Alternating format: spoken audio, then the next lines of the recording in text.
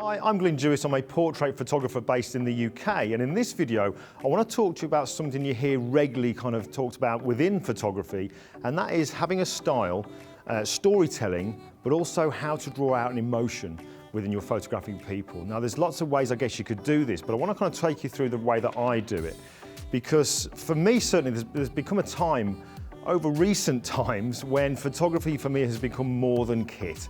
It's more than lenses, it's more than flashes, it's more than modifiers. Photography is absolutely about the people. So if there's one thing I want to stress is that you get to know the people that you're photographing. Now today I'm going to be photographing a military veteran. I've never met this guy before, so 100% the thing I'm not going to do is the moment he arrives, say hi, shake hands and get him in front of the camera. That's never going to work for me. It's going to be a portrait, but it's going to be a portrait that doesn't really have much life to it. So we're going to spend quite a bit of time, way more time than doing the photography. We're going to spend some time just having a coffee and having a chat. I want to get to know him.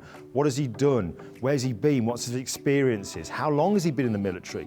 But also something I want to find out is, where are the boundaries? What don't I want to talk about? Because if I'm trying to build a relationship with him, get him relaxed in front of the camera and get his face to kind of start to portray those things, the last thing I want to do is get him upset. Okay, so having time to spend and sit and talk with them, that's when you find all that kind of stuff out.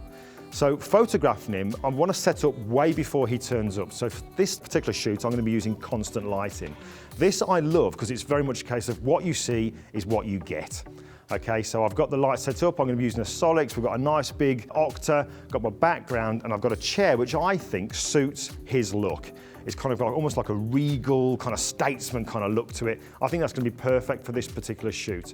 So for this one here, I can just set it all up in a classic kind of lighting, one that I favour that's going to be timeless. It's going to be great to look at now. It'll be great to look at in another 10, 15, 20 years and beyond.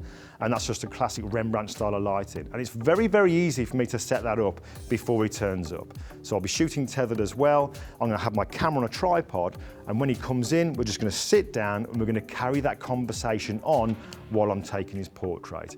And that's pretty much all there is to it. But you'll see that a lot of the time is spent just talking.